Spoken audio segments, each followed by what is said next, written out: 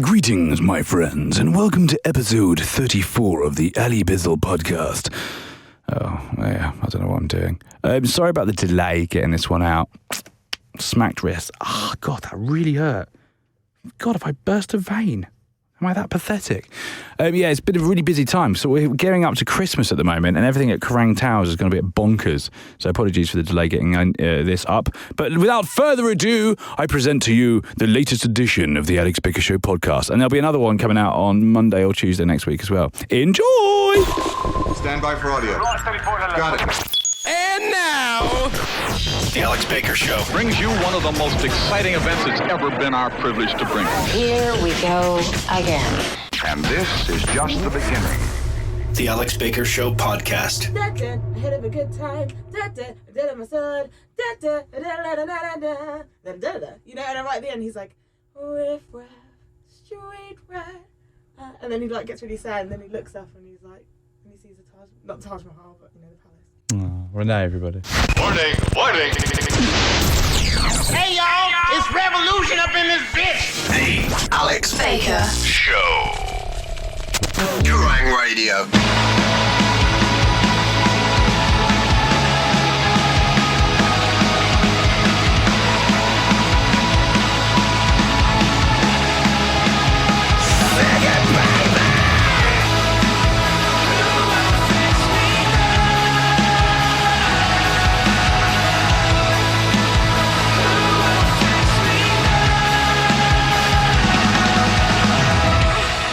What a tune! What a tune!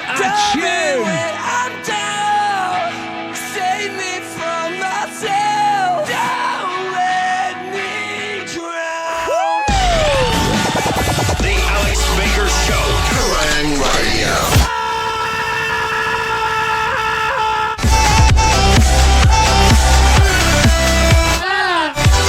Right, let me tell you what's happening right now. I'm in the worst mood! I can't lie to you. I'm not going to put on my cloak and tell you everything's fine. It's not fine. I'm pissed off and I'm annoyed. However, I'm excited. I'll tell you why I'm excited. I'm excited because all this anger, all this rage is building up inside me, has led me to understand that it's time for a brand new revolution. A brand new revolution. Cool echo effect, bro. That was really good. A brand new revolution.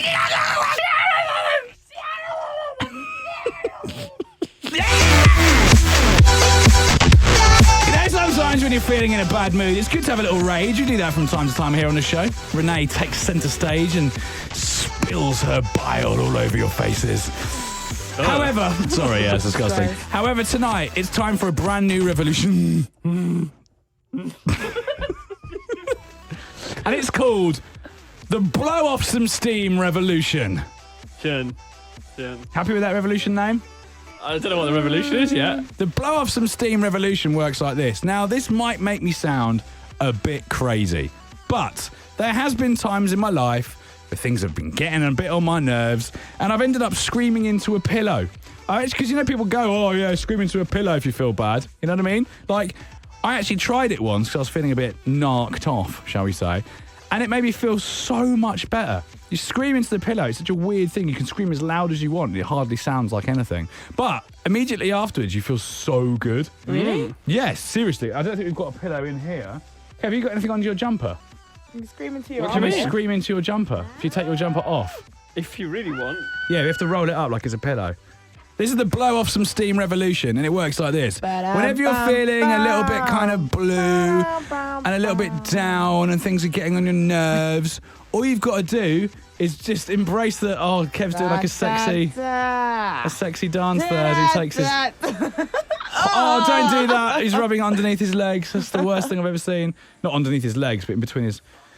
by his penis, basically. So now I'm going to scream. So this is how it works. Every time you're feeling down, grab Kev's crotch. Grab something like Kev's jumper and just scream into it. This is how it sounds. You ready for this one? Are you ready for this one? So I'm feeling a bit blue. Just as you put your face into it, remember it's just been in Kev's crotch. Smells really nice. There it is. Oh, yeah. It Smells like Kev Ghoulies. There you go.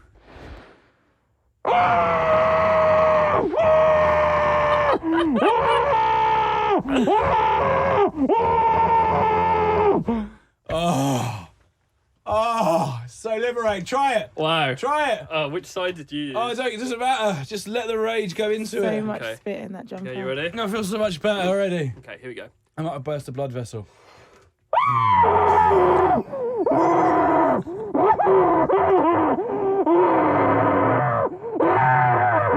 Yeah, it's good. Isn't it amazing? Yeah. Don't you feel amazing? Yes, I do. Renee, try it. It's Here you so go, good. Louise. Turn it around this If you use side. that way, Have I burst a blood vessel in my temple? looks right. Looks alright. There's no Yeah. red there. Okay, cool.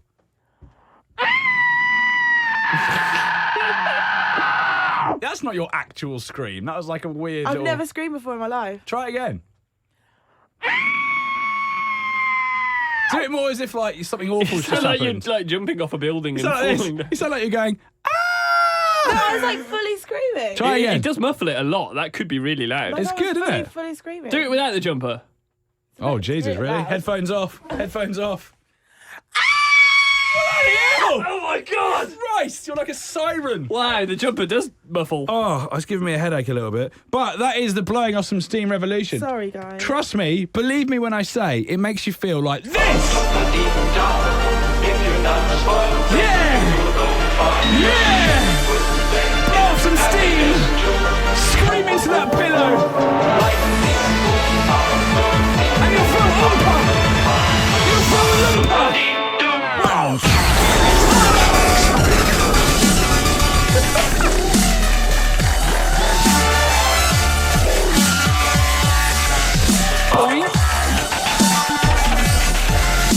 Oh, my life. It makes you feel so much better. The blowing off some steam revolution has commenced tonight. Kev's just sprayed his bloody deodorant everywhere. Sorry. It's like I can taste it in my mouth.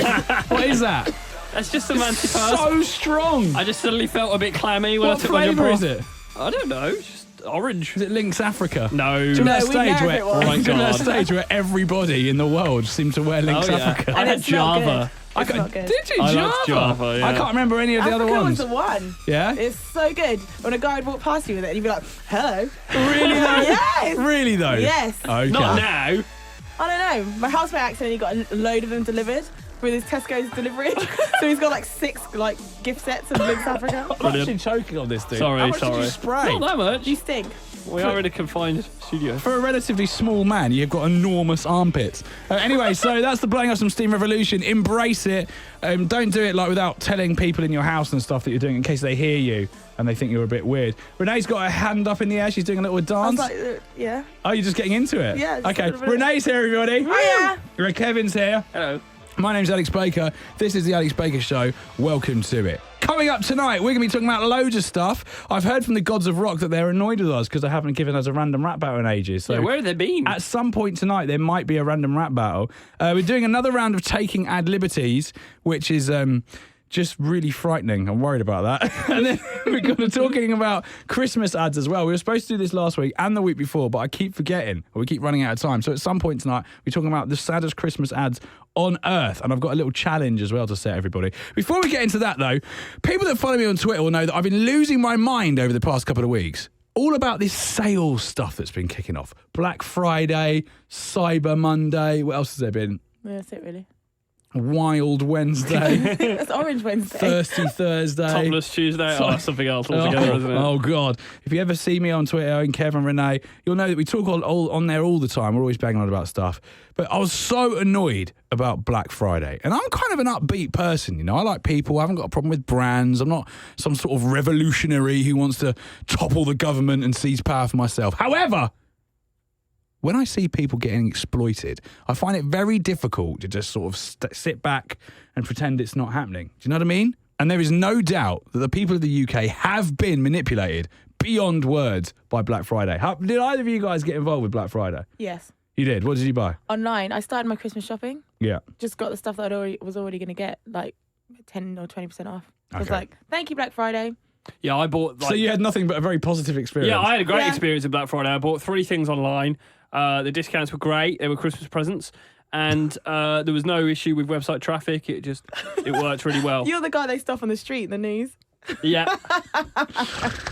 No, it was good. It was, on the whole, quite enjoyed it. Right. So you guys had very positive experiences. Yes. So the thing that annoys me about Black Friday, right, is that for a start, it's not even a thing in the UK, right? Black Friday only exists because of Thanksgiving in the States, which is like, that's where all the sales start and everyone goes crazy and it becomes this thing called Black Friday. This is the first year that we've really properly had it. Second year. We've had it like last year. But We've had it since 2010, It was a when bit of a Amazon test. started And it. Apple did a thing a couple of years ago. It was all a bit of a testing thing, warming us up to it. This is the first year that it's all been like go, go, go, crazy, crazy, crazy, crazy, crazy. And the thing that annoys me about it is people forget that it is literally just a way of making money out of you. That's it. They're selling B stock, stuff that they couldn't sell at discounted rates, and you're buying it, basically. Yeah. And I kind of don't think people should underestimate the power and the kind of people that these massive brands employ. They employ people that are out to manipulate your brains, like master manipulators, right? People that will whip things up, whip you into a frenzy so you'll buy stuff. It's marketing 101, right? Tell everyone something's running out and watch the sheep flock. That is literally that is, since the dawn of marketing, that's what it's all been about. I'll say it's discounted when you've just upped the price the day before. Exactly. And there's actually rules and regulations now about what you can and can't do with that kind of stuff, because that's what stores were doing all the time. They were going 50% off, and you'd be like, really? That was £5,000 before? I don't think it was, because I've seen it elsewhere for like 100 quid, but they're saying, it's only £2,500, 50% off. Ridiculous. So, and what annoys me about it as well, there's the media seem to be in on it. Most mainstream media, they're all talking about Black Friday. Oh, isn't it exciting? Or they've got all the photographers and all the cameras down there, watching people just go at it and like rip crap B-stock TVs off the shelves and stuff like that. And it just really annoys me. And I've kind of like watched it unfold, and I watched all these people like buying all this stuff and doing what they're told, and it kind of makes me angry. So I'm angry at you two, basically. I was angry at my wife, Mel, as well. Yeah, what have we done? She was on the Amazon flash sales, loving it. Oh, I just bought us a new water fountain or something. I was like, what do we want one of those for? She's like, it's for the cats. They'll love it. I was like, they don't need a water fountain. They got a water bar. She was like, yeah, but it's 30% off. Our dogs have got one of those like water dispensers. It is pretty sick. I'm actually quite looking forward to it turning up. It's really exciting. So exactly what is your problem? Well, everything I just said. Yeah, but why with us and Mel? Because you've been sucked into it. No, because we just bought the stuff maybe not the cat dispenser thing. Did you buy things you actually genuinely wanted? Yeah. And the actual version of the thing that you wanted? Yeah. Well, then you had a very positive experience. I did, like I said. The thing is, I don't have any issue with the people like myself and Renee and Mel. That's fine. we're the We've best taken ones. advantage of deals that we wanted, and we've got a good shopping experience out of it. Yeah. That's fine. I also don't really have any problem with the retailers, because it's kind of saves the economy. Like, it is massively beneficial to the economy in this country. At the end of the year is when retail saves itself, basically. That's true. And the thing is, look, don't get me wrong, I'm not, it's not that bothers me. It's the whole, like, the branding of it, that I just hate seeing people be manipulated. Yeah, And the way it's been expressed on TV and the interviews you watch with people, it's just like you're watching sheep. That's You're the bit watching I don't sheep. like. Well, the bit I don't like is the people going crazy in Clawing Tesco's over and each whatnot. other and but in terms of pushing each other in terms over. of the branding, though, that's just something that's been happening for the past 10, 15 years with Christmas in general. That's true. Boxing Day sales. It's no different. We don't have to have Boxing Day sales, but we do. And it's branded and advertised, and I know, but they don't it's make out there. like the Boxing Day sales are this like intense thing. I mean, even the name Black Friday, it's got I'm such not a kind too- of like, I'm not too keen on the name. it's like, it conjures up images of like The Purge, that film where everyone kills each other on a Yeah. particular day. Yeah. It's sort of like that. And you go down some of the shops in Carnaby Street, there's like blacked out windows with Black Friday is coming and all that. It's just, It's a I bit don't know, like- it's just sinister and weird and I don't like it. But I am very pleased that people manage to pick up bargains. I just don't like people being controlled by the mainstream media. It annoys me. That's my conspiracy theorist in me. Anyway, so that's that. Let's put that to one side. Have you guys heard about the most bonkers interview of all time that happened with Jaden and Willow Smith? Have you heard about this? maybe. Yeah. This is brilliant. So Jaden and Willow are obviously Will Smith's kids. Who's he married to? Jada Pinkett Smith. Jada Pinkett Smith. She's an actress as well, isn't she? Yes. So Jada Pinkett, whatever her name is, and Will Smith, super famous, right? And they've got two kids, Jaden and Willow. And they've got another one. Have they? I'm sure they have. I think they've got a younger one. Yeah, a younger one, and he's got an older one from a previous relationship. All the kids. But Jaden and Willow, are the kind of two that are in the public eye, aren't they? Because she's had like a song out. Oh, with my He's hair an back and forth. yeah. With That's my actually quite a hair good back and tune. forth. Yeah, she was like 12. That's quite good. And what's he doing? He's an actor. He's been in all sorts. Oh yeah, he's been Yes. like Karate Kid. He's and in stuff. the the Mole Pursuit of is Happiness Dead. as well with Will Smith. Oh, it's a great God, film. It's such a depressing film. It's like the saddest thing I've ever seen It's with really my sad. eyes and my heart. I felt like I saw it with my heart. Anyway, so they were getting interviewed by T Magazine, which is part of the New York Times, and this interview is absolutely insane. If you haven't read it, go and read the whole thing. You can find it online. And what struck me is it's actually quite rare when you think about it that you hear from the siblings of people that are that famous. Do you know what I mean? Like there are people there are obviously actors and singers and stuff that are the daughter or son of someone hugely famous, but they're kind of adults. It's quite rare that you see an interview with someone who's so young, because Willow's like 14 and Jaden's like 16 or something. I'm sure Willow's 14 years old, yeah. So the journalist asked the guys loads of different questions. One of the questions was whether they felt their lives were moving really quickly. And I thought maybe he was insinuating that they were growing up a little bit too fast. But either way, he asked them that question, and this is what they said. Willow said, time, for me, I can make it go slow or fast, however I please. And that's how I know that time doesn't exist. And she's 14. And Jaden went, it's proven that how time works depends on where you are in the universe. It's relative to beings in other places. But on the level of being here on Earth, if you are aware in a moment, 1 second can last a year. And if you are unaware, your whole childhood, your whole life can pass by in seconds. But it is also such a thing that you can get lost in. And then Willow responded with that by saying, because living, ... I kind of understand that. And then later on, bear in mind she's 14, the journalist asked her what her music was about. I whip my hair back, I thought that one. And she said, and the feeling of being like, this is a fragment of a holographic reality that a higher consciousness made. Is Kanye West their babysitter? Is that the problem? Sounds like that. 'Cause it sounds very Kanye. It sounds like the kind of thing. So later on as well, they talk about babies. So Jaden says, when babies are born, their soft spots bump. It has a heartbeat in it. That's because energy is coming through their body, up and down. And Willow says, prana energy. And Jaden says, yes, it's prana energy because they still breathe through their stomachs. They remember. Babies remember. Ooh. What? That's a bit creepy. They've been like hanging out at some sort of like. It's so weird. It's literally like they're being taught by ancient philosophers. yeah. Do you know what I mean? Like everyone else goes to school and they go off to some sort of like weird coven and get taught about prana energy. Yeah, that's a bit scary. It's just weird. I think it's really weird. I'd love to know like where they're getting all this stuff from. Like maybe like Will Smith and what's her name? Jada. Maybe they like don't read them bedtime stories. They read them like mythical tales of life forces and energy. They've been hanging out with Madonna at that Kabbalah place. Yeah, that's that kind of stuff. It's like a few steps away from Scientology. There is an alternative that's quite fun. They could just be trolling everyone. Oh, right, yeah. Just literally making it all up and then having a laugh about it afterwards. I just go, no, this It's is like, how was that funny? Can't believe they think we're that weird. prana energy. What the hell's that? Dick? Yeah. I don't know, it just came from somewhere. Oh, cool. Anyway, just check out the interview. It's online. It's not a video. It's just like a... Anyway, it's time for Kev's Movie Minute. I don't want to. I need to scream into a pillow again. Let's do it. In a world of only loving music by Morrissey and having very few interesting character traits, one man has a dream. Ever. God, he's boring. Stated Radio Today. This is Kev's Movie Minute. Oh, yeah. Coming in, Kev, here's with some movie facts. Were you screaming into a cushion because of me in this feature? No, I love this feature. Yeah? It's one of my favourites. So we had so many tweets last Had week. a great reaction last week. Honestly. I know. Overwhelmingly positive. I know, it makes me wonder why I bother. Right. This is the bit. This bit is the bit that people... Might as well shoot myself. Right, Kev's Movie Minute. This is the brilliant moment where Kev, who knows nothing about films, dazzles everyone with a massive movie roundup. Not massive, it's a minute. Yeah.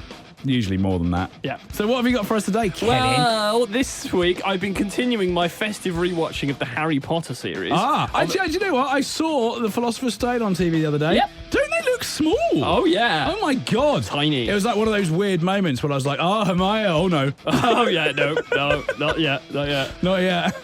Yeah, so anyway, so last week I started with the Philosopher's Stone, obviously. Yeah. So this week I've moved on to Harry Potter and the Chamber of Secrets, Oh. which I always think sounds like an actual place in like Parliament. Yeah. Probably is. It Yeah, probably probably actually is. Do you know what? Do you know want to know something amazing about Parliament? So I just interject a second. Loads of phrases in like British vernacular come from the Houses of Parliament. So you know when someone says, "Oh, you're not towing the line, mate," you know the expression "towing the line." Yep. You are towing the line. Well, it can be either way. So I've only ever heard it the other way. What, you are towing the You're line? like, look, you're towing the line. You need to calm down. Oh, really? That's Yeah. not what it means at all. No, it does.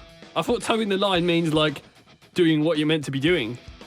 It does, but I think it's been changed. I don't really. I'm so confused. Basically, towing the line comes from Parliament. Yeah. There's a line. And ignore Renee. There's a line that you. But Renee's explanation is actually kind of fits with the Parliament thing. Oh, Because okay. there's basically a line that in Parliament you're not allowed to step in front of. If you step in front of it, you're asked to tow the line. Yeah, exactly. Toe the line. Get back in line. Get back in line. So Yeah, it does make sense. Yeah. Yeah, but in like language changes, it involves. So No, but I people think are you're just like, wrong.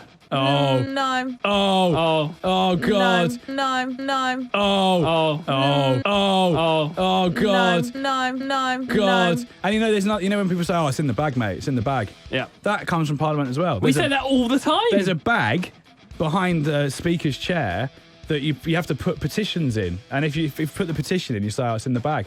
That's where it comes from. No But way. it actually comes from there. Yeah. It isn't just like that they use it. That's where it originated from. There's loads of stuff like that. It's fascinating. We could talk about it all day. Anyway, so over to you. Yeah, so also inventor of lots of things we use in everyday life is the Chamber of Secrets. Now, Really? In this particular episode of the Harry Potter series, it's when stuff starts to get a little bit dark. Oh yeah. And I don't remember when I first watched them, it getting dark that early. I thought it was like 3 or 4 films in. I thought up until that point it was all happy-go-lucky, isn't it, fun and games? But no, it's quite... I can't remember at all what happens in People start, like, disappearing and getting captured and taken into the Chamber of Secrets, and people get petrified. The snake. it. Has it got those? It's got the basilisk in it that lives in the chamber and Yeah, in it's the like- pipes. Oh, he talks in the Slytherin tongue, or whatever it's called. Parcel tongue. Harry has to Parcel defeat it. mouth. But yeah, Parcel mouth. it's just interesting how people start going missing and stuff, and Ginny gets kidnapped and taken into the chamber. Ugh. And but the other thing that's interesting is at the start of it. Is this a loose use of the word interesting, or is this actually No, interesting? it's interesting. Is this Kev interesting? Remember when I was talking about the start of the Philosopher's Stone? And in order to get away from all the letters that were coming to Hogwarts for Harry, Oh, they went to the lighthouse. In Privet Drive. They just went to a lighthouse because that's what you do, isn't it? Yeah. More weirdness from that family at the start of this one. It just starts to get really quite extreme, and to the point where Harry's upgraded. He's now got a bedroom, Whey, which is great. lad. But he Because all the girls he takes back, isn't it? yeah, but they put like bars on the window like it's some kind of prison. Oh, do they? Yeah. It is a prison. Yeah, and they have to rescue him with the flying car, and they pull the bars off the window, Oh, yeah, they do. and then his uncle falls out the window. Is that That was Kev our interesting. first introduction to Dobby? It is. I don't like Dobby. Why? I just do you don't not like. Dobby? I don't like sort of computer generated sort of goblin men. Jar Jar Binks. They're the best. Hated Jar Jar Binks as well. Well, that's fine. That's universally Guys, agreed. right. Anyway, so how many Kevs?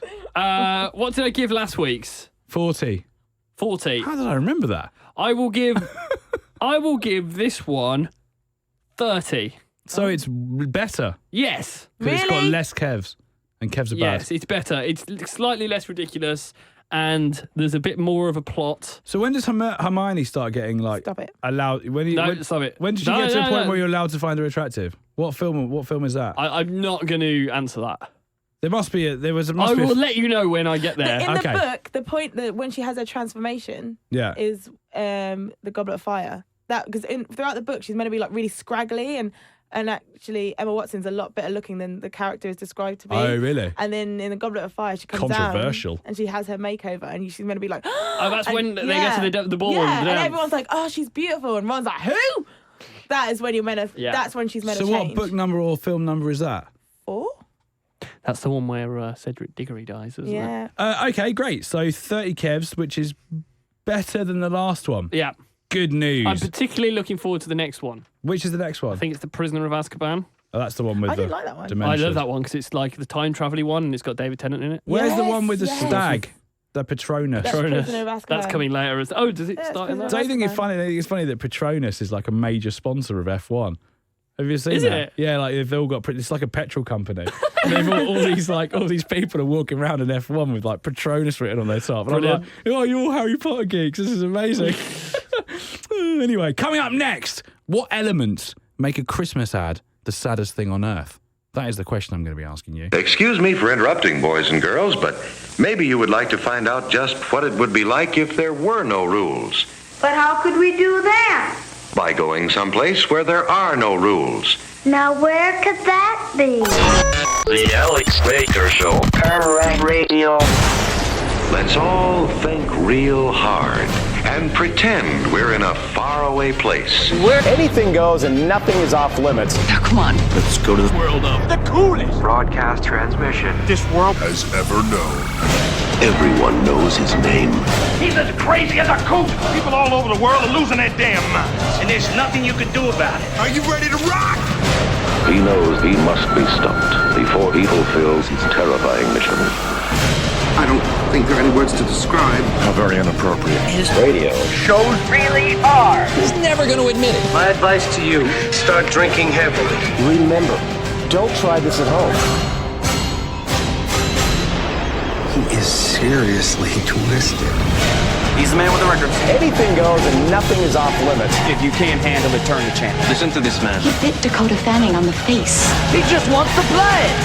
The person I'm about to introduce needs no introduction. Yeah. So please give a warm, hormonal shriek for the sizzling hot Alex Baker. Yes, my friends, welcome to It Is Kerrang Radio. My name's Alex Baker. Happy Alex Baker Show time. Happens every single Sunday night between the hours of 9 and 10 and repeated as well, midnight on Wednesday/Thursday morning. I always get confused with midnight because it's technically everybody should always say midnight at the following day, not the actual day, shouldn't they? Well, this is an interesting debate because I know, it's interesting. The fact that it's got the word night in the name implies to me Midnight. that it's the night of the day before, not the morning of the next day. That's a good point. Maybe that's what makes it confusing. I think if you're saying midnight, you should be talking about the day that it's at the end of. If you're saying 12 a.m., you should be talking about the morning that it's actually of.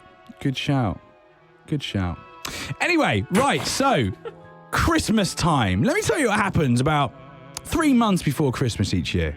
The biggest advertising agencies on the whole world, whole earth, they hire in crack teams of tearjerkers. People whose only goal in their life is to make you go, oh, God, it's so beautiful. Oh, God. In my head, like, they sit around a big boardroom table, all chucking ideas around, sort of trying to make each other cry. Do you know what I mean? It's like quite an evil... I've been in some meetings like that before. Yeah, most of our meetings. It's just like, it's like quite an evil but beautiful balance. They're all trying to make each other cry, but in really positive ways. So maybe they're like throwing really lovely compliments at each other, but compliments that are kind of a bit blight, didn't see coming, you know? Stuff like that. Give me an example. God, I can't give you anything. But I'm not part of these crack teams. No. But I reckon that's what goes on. And what we get is the most incredible tear-jerking Christmas ads every single year. This year we've got Waitrose with their cookie advert. You see the cookie advert? Oh, it's so sweet. She makes the cookies. She doesn't want to make the cookies. And they're like, you've got to make the cookies. And she's like, no, I don't want to. And she goes to Waitrose, and the person in the Waitrose like helps her choose the ingredients. I don't sympathise with that advert because and then she gets better. if my mother had bought me the ingredients to make cookies from Waitrose and I it up, she'd be livid. Yeah. I wouldn't be able to go back and buy them again. That'd be it. One chance. That's true. That's some expensive cookie ingredients right there. Use the saffron. The saffron? That's £5 a pound. Yeah. So that's what happens in the Waitrose one. She gives the last cookie. She gives the special cookie to the lady at the end. Would never happen. Amazing. And then John Lewis, they've got the one with the penguins. Yeah, the problem I have with that one is I don't know if this is intentional. I'm still not being able to work it out. But at the end, when he opens the present and it's a penguin and the penguins meet, and then you realise that it's actually just playing with two teddies, his mum looks at him like he's completely mental. She does, doesn't she? She's like, ugh.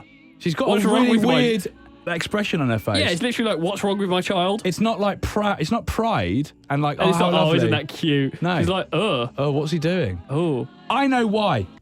Oh. I'm about to tell you Hello. something that you're not going to like. All right. Oh. Everybody no. ready for this? Oh, no. Are you ready for this one? I want to like it.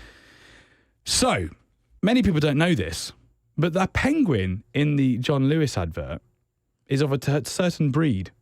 John Lewis, they could have chosen kind of any penguin. They could have chosen a rock hopper or like, I don't know, there's other ones. But they chose a penguin, very specifically it seems, called the Adelie penguin. Now, the Adelie penguin has gone down in history as being one of the most sexually depraved animals on Earth. Oh, I Really? did not see that coming. There is so much historical evidence. Literally, Adelie penguins are like necrophiles. What they'll do is they'll wait for someone to die, like one of the penguins to die, let it decompose for like a year, and then have sex with it. Oh, my God. Not only that, but they like... It's very difficult to think of a taste and decency compliant way to say this, but they spend a lot of time with the chicks, shall we say. The little penguins. Wow. Big into that.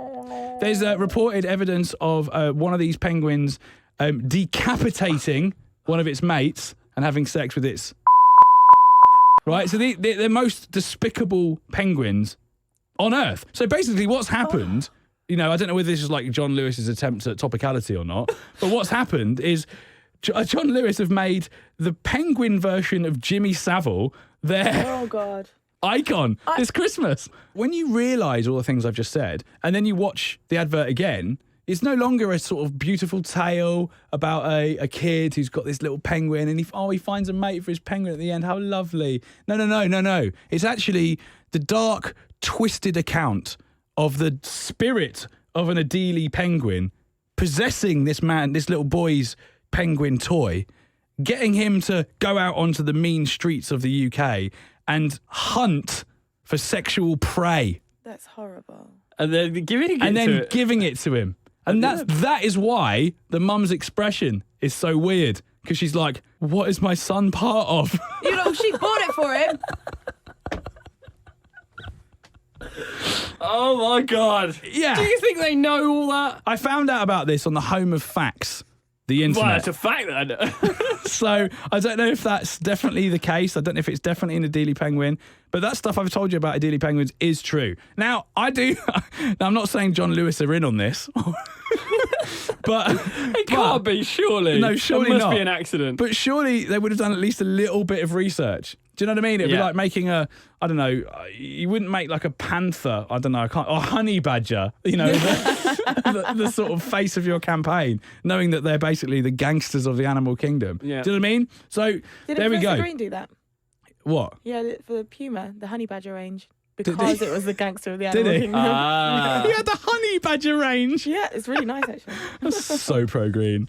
Anyway, so yeah, just thought I'd share that little story with you. That's dark. About John Lewis. However, Sainsbury's sort of taken it to the next level because they used World War One. So let's go through it again. Everybody's favourite. Coca-Cola, as always, use their big colourful trucks. Waitrose, chuck some cookies on there. Oh, isn't it lovely? John Lewis, some penguins, forgetting the horrible, abject horror of that situation. Just some lovely penguins. Sainsbury's, World War One. Discuss. Isn't it because I always see these adverts and I think it's in England, everyone likes like an underdog and they always love like the true meaning of Christmas of like love and sharing, and that's what they're trying to show. Because what worse time during war when everyone wants to kill each other, and it's like, for Christmas we'll put that aside. And this truly did happen. They actually did play a football game, didn't they? So you're like, that is really sweet, and then you realize, it really brings it home. No one actually wanted to be killing each other, and they just had to do it. The thing I respect Sainsbury's for is, unlike pretty much all of those other adverts, this advert doesn't really actually link the ad and the content of the ad into buying things from Sainsbury's. I know it is a Sainsbury's advert and it is there to make you shop at Sainsbury's. How could they have done that? Well, exactly. Sainsbury's branded chocolate that he handed to it's almost like cooking up a nice pasta salad in the corner in the trench. I know this might not have been the actual Jamie intention. Oliver comes over the top. Hey guys, I've got some pulled pork for you. Oh, don't shoot! I've got some pulled pork. Let's play a game of football. Where's Jules? Seriously, though, war's not funny. Oh my god. Yeah, so I've completely lost what I was saying. Yeah, I don't know if this was the intention, because it probably wasn't. They probably thought, let's advertise and make people buy stuff from Sainsbury's. Why would you do that? But it is understated. But it is understated. It is all. It comes across in a way that they just want to put out an anti-war message and a spirit of Christmas message. Yeah, and it just happens to be a Sainsbury's I think advert. that's shadier. Do you? I think, because I think all the other ones are blatantly obvious saying, come here and buy your stuff, whereas I don't think the John Lewis one's blatantly obvious. There's a whole world of horror underneath that one. You've got a point, though, because it's like it's war, terror. Oh, they're all playing football, getting along nicely. No one really wants to kill each other. Christmas, Sainsbury's. Yeah. Do you know what I mean? And then you're talking about it. You're like, do you see that advert? Bang, Watch it. Sainsbury's. It's like, whoa. Wait till they've got you Exactly. hooked, got your attention. Wait till your eyes are the most open and welling up with tears. And your heart is most open to new ideas. And yeah, Sainsbury's. Shove Most it. open to new ideas. Oh. But it's funny though, because me and Keely, we play this game at home, right? Whenever an ad break comes on and we're not watching on demand, which is we're rare actually. But when we are watching something live, we have to watch the adverts. The way we get through it is by trying to guess what the product or brand is going to be for each advert if we've not seen it before. Oh, okay. Cool Which is quite fun. I do that. Do you? Yeah, My it's housemate, great fun, especially with perfume ads, because you instantly know it's a perfume ad. Yeah. Oh, and yeah. then the challenge is which one. Perfume ads are like the Which brand? weirdest things in the world. That's hilarious. How do you advertise a perfume? It's like apples. Like, what? So odd. Shut up. I love them. What's the one at the moment where there's a guy like giving a sort of, he's at a press thing and he's like got his hair in his Oh, face yeah, and he knocks and he's the walls like, I'm not going to answer the question, and then or whatever, and then walks off. And this is like jupe and you're like, what? It's literally once They're again though- purposefully confusing. Yeah, once again though, it's literally like that. It's like abstract scene, interesting comment, black and white, new scene, walk away, perfume. Yeah. You know, it's like they just snap it onto the end of any old. I know. Oh, we should make a perfume ad. Should we make a perfume We ad? could do that, Like a yeah. really weird abstract perfume ad. But anyway, so we like to play that game. And the Sainsbury's ad, if I didn't already know what it was, would be a brilliant example of an ad you could play that game with, because you would never see it coming. So yeah, Christmas ads are out in force, basically, is what I'm saying. But I want to know what you guys think, right? What are the elements that make a Christmas ad so tear-jerky? Is it cuteness? Is it the message? What is it? Let us know. Get us on Twitter at Kerrang Radio. You can email me, alex@kerrangradio.co.uk, facebook.com/Kerrang Radio. However you want to get in contact, you can get in contact and tell us what are the elements, what are the essential elements of a true tear-jerking Christmas advert. And the reason I'm asking you for this is because I want to make a Christmas advert for the Alex Baker Show. Wow. That we're going to put out on social medias. Nice. But I want it to be full of the ideas that you guys give us. Tell us everything, all the different ideas you've got, and we're going to make an advert. I prefer our idea of making a perfume advert. Just putting it out there. Don't care what you prefer. Because it's also non-time specific. I've said it now. I want it to be a Christmas advert. Well, we could do a perfume one. Why don't we just do both?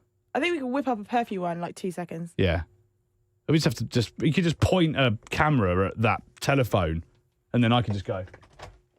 Pour homme. Jupe on. That'll be it. I don't want to answer your questions anymore. Yeah, that's what he says. That's what he says. Anyway, coming up next, Taking Ad Liberties, a hilarious game where we try and act. The Alex Baker Show podcast. What you taking, fool? Yo, I'm taking ad lib. Tease. Yes, my friends, it's time for Taking Ad Liberties. The game works like this. You get on Twitter, Facebook and the like and tell us what you want us to be and where you want us to be. So tell me who you want me to be, tell me who you want Kev to be, tell me who you want Renee to be, and give us a scenario. And it's up to us to act out that scenario. Seemingly with no consequences. We haven't really sort of figured out why we're doing this. That's the missing piece of the feature. Yeah. Like, For the lols. what's Just for the fun. end game? We're just trying to be better at acting, I think. That's all it is. It's improv, isn't it? It's improv comedy, and it's totally ad-lib, totally off the cuff. Yeah. Nothing is scripted. It's like a rap battle, but in character without a bed. Yes. And there is Basically. also the element of new choice. Ah, yes, explain. Well, at any point in the game, any of us can shout new choice at the other. And to give an example, me and Alex might be having a conversation along the lines of, "Hi Alex, what's your favourite colour?" I absolutely love red. New choice. I just think that Bill Clinton was a New choice. Oh my God, Congo! What a film! Yeah, so it's you literally have to whatever you just said, you have to switch it up and say something completely different, basically. Yeah. Oh, splash my head against the mic. And that allows for different story arcs to develop. So yeah, we all have a character as you've explained. And have you got some for this week? Yes. Oh, sorry. Yeah, hold on.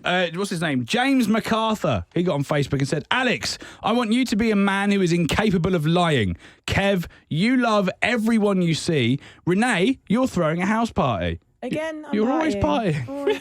I'm not entirely sure. Animal. The people have got you at the cut of your jib, you party animal. The scenario, Alex and Kev have gone to Renee's house party and really don't want to be there.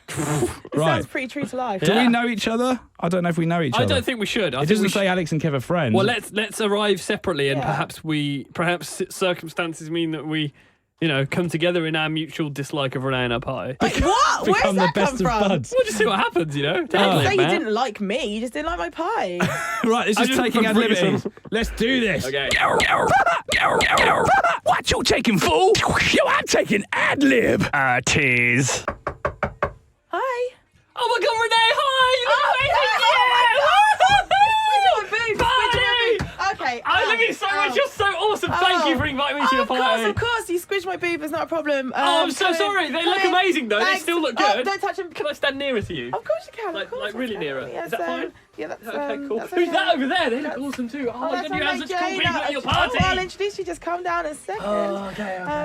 Okay. Oh, bear with me 2 seconds. Okay. So right there, Kev. They look cool. I'll talk to them. Oh, you talk to them. Hey, Hello, Alex. darling. Hi, how are you? Yeah, I'm absolutely bored to be Good honest. choice. Oh, I'm just so cold. Oh, come into the wall. Oh, thank you. No, Come that's in, great. come Thank in. you. Oh, yeah, brilliant. Oh, how's the party going? Yeah, it's good. Yeah? Yeah, Is starting to Kevin fill here up. yet? I've heard he's coming tonight. Yeah, Kev's here. Love that guy. Alex, Oh, Kev is here. Oh, you look so awesome. You look so good. I really like your scarf. I'm not too keen on that T-shirt, but it's nice to see you nonetheless. Oh, thanks for sort of noticing it anyway. That's really cool. I really feel really I glad didn't know that you guys noticed had known each other. I've just sort of admired him from afar. I've heard about him. I've seen some pictures. Saw him in some pictures on your Facebook. You were tagged in as friends. I thought, I got this really cool. I hope he comes to the party. Yeah. And he has. He's here. So schmeeds. Okay, well I'm gonna go and get some drinks. For you guys, is anything you fancy? What can I get you? A couple of beers, some wine? Honestly, don't Champagne? care. I don't really care. Whatever you choose for me, I'll be really excited to drink because you've chosen it. So you do that. Calm down. That'd I'll be be awesome. back in a second. Have fun. Right, so Kev. Yeah. So brilliant that you're so excited. I really don't want to be here. How do you feel about that? Well, I really like everyone that's here. I love them. I love you. Yeah. I don't want you to think that I don't. Right, no, yeah. And Renee, isn't Renee brilliant? I don't, Isn't she awesome? Not really bothered. New I don't choice. think she is. I really think she's great in a kind of like way. you know? Okay. However, the party, not really. Not really interested. New choice. I just think her house is awful. Yeah, it's bad, isn't Just it? horrible. People in it, all brilliant. So Yeah. great. House, So I feel a bit uncomfortable here. And I'd like it if we could go somewhere else. Maybe me and you could go somewhere we could leave. Not in like a date way or anything, but just Well, sort of whatever. go partying I'm or easy whatever. like that. Oh, are you? Cool. Okay. So you would go on a date with me. Probably. Wow. Okay, cool. What kind of things would we do? I don't know. I mean, I've really fancied you for ages, if I'm honest. This is incredible. I'd be happy to be seen out with you because you're so awesome. So Oh, cool. great. Okay, cool. Well, maybe we can go to I don't know, the Champs-Élysées. New choice. Maybe we could go and ride a camel in Egypt. New choice. Maybe we could just slum it, and take a picnic into a park and just rub massage all into each other. Okay. Yeah, that sounds kind of fun. I mean, we're kind of slumming it here though, so maybe. Okay, I just want to have sex. Where are we going? Well, we could. New choice. Please, new choice. I've just weed down my leg. So what's happening next? Okay, well, let's go get that cleaned up before we escape. Maybe that's our escape. Maybe we go to the bathroom, clean up your leg, and the wee, and all of that. I hope you haven't ruined those trousers because they're really nice. They really suit. They really hang well on your legs. I just can't wait to get them off and see what happens. Oh God. Can't even lie to you. So maybe we can get up there, clean you up, see what happens. But that is also a good escape route. Escape route, yeah, from the torture of heterosexuality that I've been living with my whole life. Yeah, sure, okay. I really admire that you were like that. You're such a great person, Alex, that you were able to embrace these thoughts. Hey guys, where are you going? No! Hi! Oh, Renee's back. I'm so disappointed. We were just going to get some more drinks. Which do you want one? You got ours last time, so it's fine. I owe you one. Where are you going? You would look really great with a drink in your hand. We also need to go to the bathroom because Alex has weed on his leg.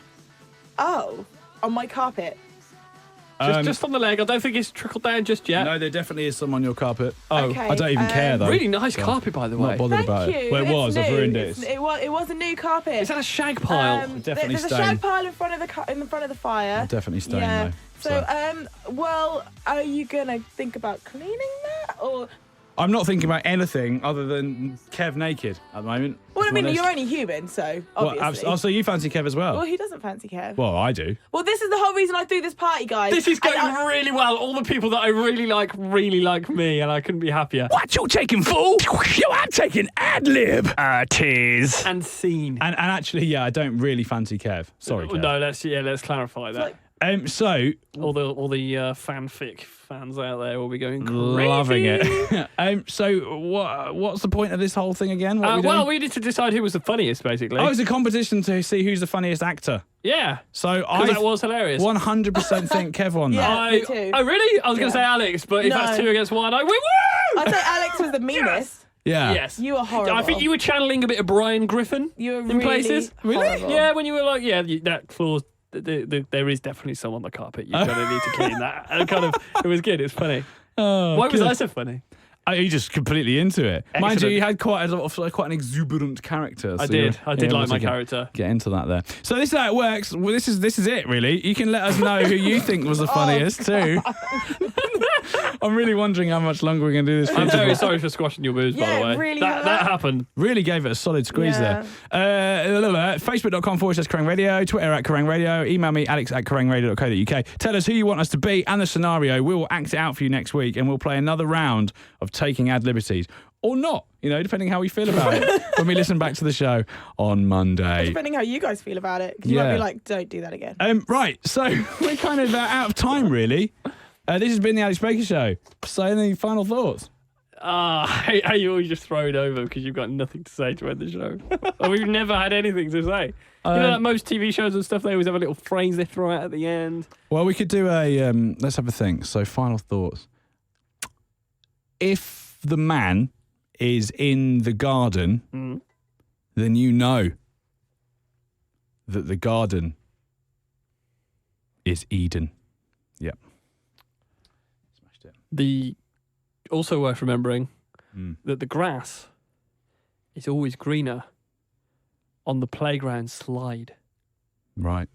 But you have to keep in mind that the sun always sets on a turtle going backwards.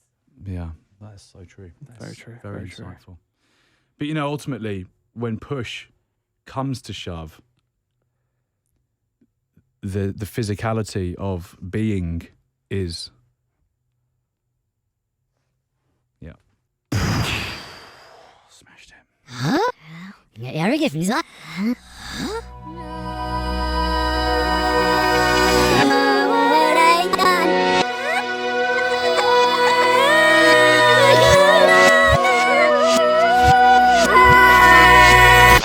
The Alex Baker Show podcast. He's an hour ruled by... so that's the end of the podcast, episode 34. Although it's not the end. No. I decided to play you something as I was looking for through some of my archives. Notice I can't speak tonight. What the hell's the matter with me? I was looking through some of my archives and I found what is known as the Johnny Doom story. Now, if you listen to the podcast and you've never actually even listened to Kerrang Radio at all, you might not be aware of the fact that there's a presenter on Kerrang called Johnny Doom, who's kind of like a bit of a rock and roll legend. He was in a band called Doom, hence the name Johnny Doom, who's actually Phil Anselmo from Pantera is one of his favourite bands of all time, and loads of other stuff. Police Bastard, the name of one of his other bands, and he's been loads basically. And Doom presents like an evening show on the station, and it's all like really black metal and Slipknot and pretty dark, all the good stuff is the stuff that Doom plays. And ages ago, I mean literally ages ago, I thought I'd tell a little story about how Johnny Doom came into being, and I thought as a little special podcast treat, or not, depending on whether you like it, I thought I played you. Check this out. Haven't got a lot of time left for the show tonight. Boo, I know. However, the overlord of the world of metal, Mr. Jonathan Doom, is on his way with his brand of metal so metallic, so true, that it will shake the scales off the dragon Ironhide.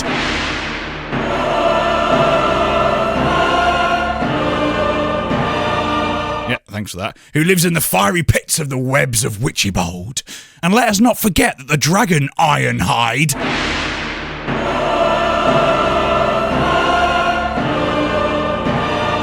isn't always best pleased when his complex sleep and hibernation cycle is disrupted by modern man. On our heads be it if we forget the lessons we learnt from previous experience.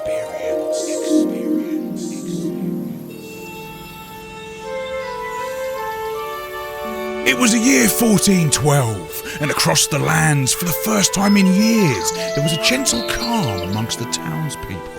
For over 50 years, their humble city had been plagued by the dragon Ironhide.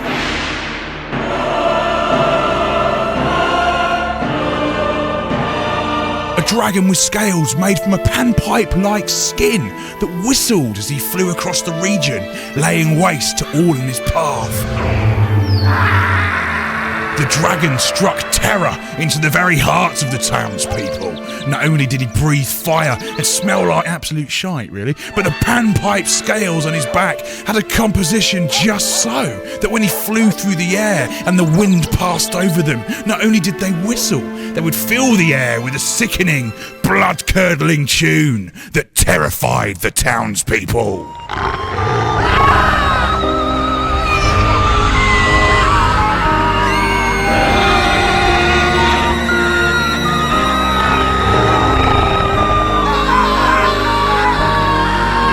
The sound was like nothing anyone had ever heard before. Parents couldn't console their children. Wives screamed for hours upon end, and the men wept uncontrollable tears of fear as they thought their lives would never be the same again.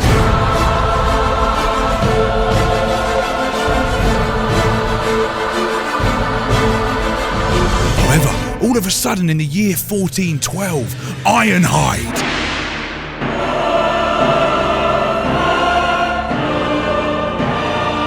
yet the dragon disappeared deep into the chambers of the webs of Witchybold. Incidentally, I've got no idea what the webs of Witchbold are, or even if they're the kind of things that actually have chambers. I just drove past a sign for them on the M5 and thought they sounded cool, so anyway. And as the dragon went into the chambers of the webs of Witchybold, calm was restored once more to the region.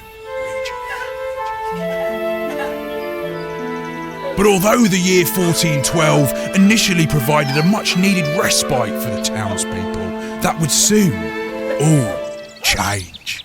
G'day, Cheryl. I'm really excited about this season's Peasant Factor. I found this stable boy who really can't sing, but has got a really sad backstory about something. I can't really remember what. In fact, it probably wasn't even that bad. But the producers will make it seem loads worse in an attempt to curry favour, boost votes and make the franchise even more money. Oh, Danny, that's great stuff. Great. I'm really excited at the prospect of making some more money. Let's just hope I don't mess it all up by thwacking another toilet attendant in the face. So what's going on here? Oh, hello, Louie. We're just talking about this season's Peasant Factor. Oh, aye, great stuff. I've got the perfect song for whoever wins. It goes like this. You raise me up so I can stand on mountains. You raise me up to wall a sullen land. And as the idiot Louis began to sing, he was totally unaware that the song he sung was the exact same tune that emanated from the almighty Ironhides.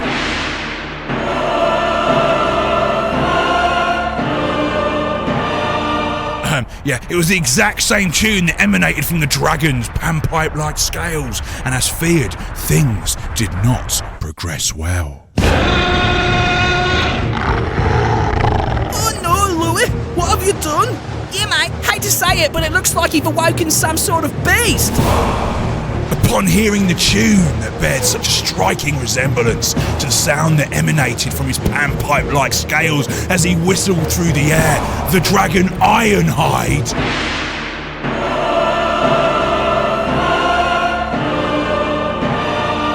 burst forth from the webs of Witchybold and began laying waste to the townspeople. And all the while as he soared terrifyingly through the air, his panpipe-like scales emitted that deathly sound.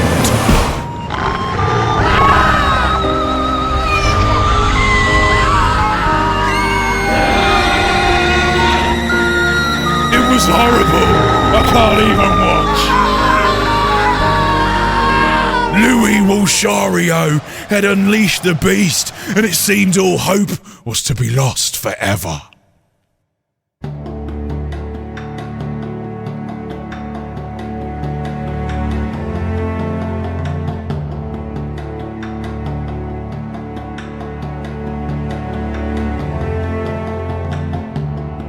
But there was a man, recently come of age, that saw things a little differently. He was the child of a blacksmith and a dancer, and was conceived in the fiery pit of Margernonrib. It's just Birmingham backwards. This child was born with a full head of hair, each strand as black as the night sky. He had large yet deep-set eyes that gave the child an air of mystery and intrigue to the townspeople. He thought he looked like the kind of child who could one day bring about the end of all things. The child's parents loved him so dearly, but his appearance and love for playing with his dad's blacksmithery tools led them to bestow upon the child an affectionate yet dark nickname. They called him Doom.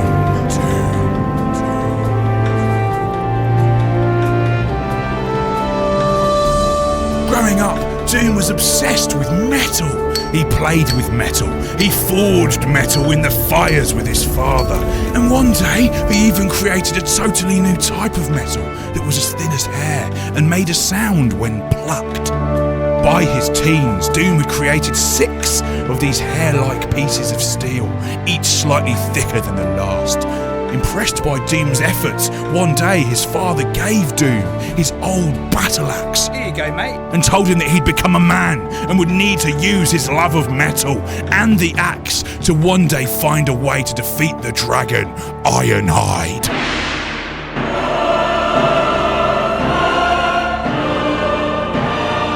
Doom attached the hair-like pieces of steel that he'd invented to the old battle axe, and as Doom strummed all the thin pieces of steel together, a sound creeped forth from the axe. A sound so crisp, so strong, and so potent that it can only be described as the literal sound of metal.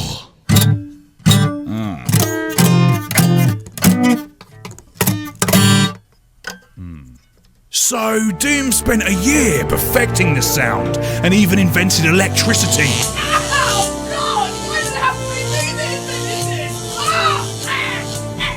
And a complex system of valves in order to hone the sound of his metal. It was a huge process and it's very complicated, so we won't get into specifics right now or the utter absurdity of this story. But the fact remains that he turned his literal sound of metal into the metaphorical musical term that we have all come to know and love. The sound of metal.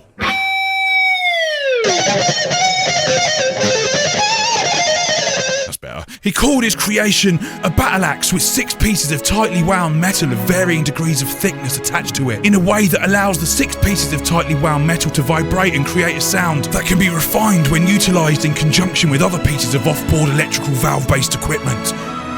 But realising that this name was perhaps lacking in punch, he shortened the name of his creation to simply his axe.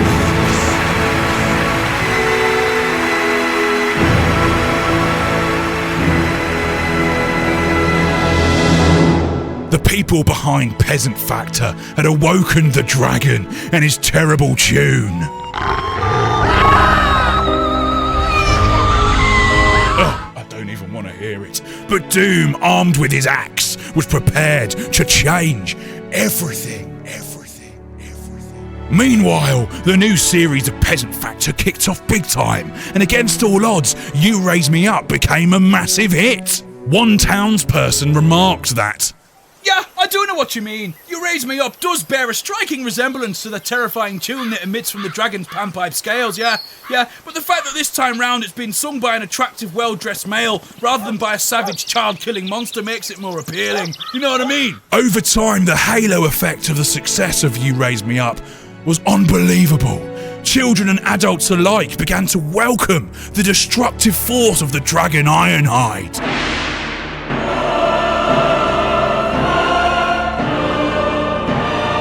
They seemed to enjoy his bloodthirsty visits, as it meant they got to hear their new favourite song, even when Peasant Factor wasn't in town. There was no CDs back then, you see. Although all their friends and families were dying all around them, they just didn't care. All they cared about was hearing that tune.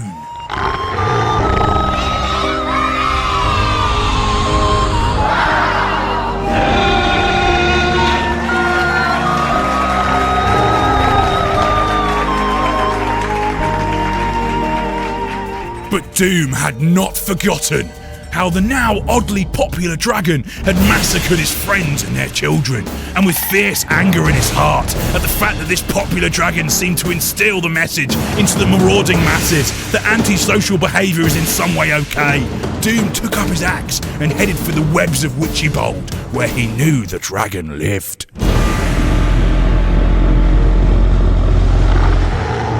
The battle dragged on for days. Wielding his axe, Doom struck blow after blow. Ironhide!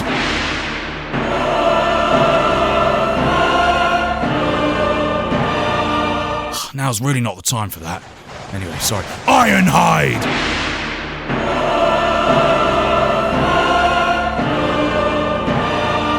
Oh, Jesus Christ.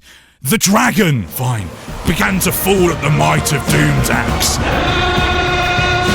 The dragon began to realise the music his scales offered could never match up to the might of Doom's metal.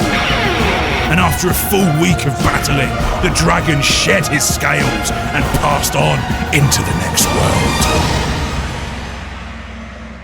As his name suggested it would, Doom really did bring about the end of all things. But not for the townspeople. For the dragon, Ironhide. Oh, fortune. So now you don't play the dramatic music? Oh, you've played it every single time I've said Ironhide. And now I say Ironhide all dramatically. You don't play it. What's up with that? Alex, Ironhide's dead now, isn't he, in the story? So there's no point giving him dramatic music. He's dead. Well... yeah, I guess so. I'm sorry for mentioning it, really. It just took me by surprise, you know? You know when you're expecting something, it just doesn't happen. I was thinking, was this a technical error? Where's the music? You know, what's going on? Should I just carry on, you know? I know. Just carry on, mate. It's all good. Like, no music. Just carry on. Okay, cool.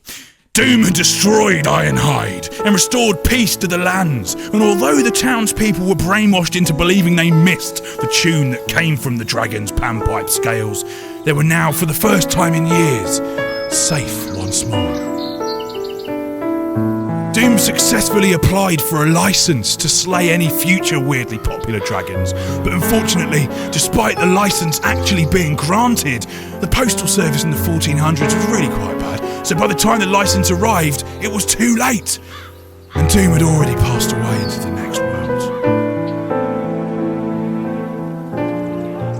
In honour, however, of the legacy of Doom, his axe, and his love of metal so true, every Sunday to Thursday on Kerrang Radio, Kerrang pays tribute to Doom and his heroic tale with a show entitled The Late License with Johnny Doom. So yeah, Late License with Johnny Doom up next here on Kerrang. See you later.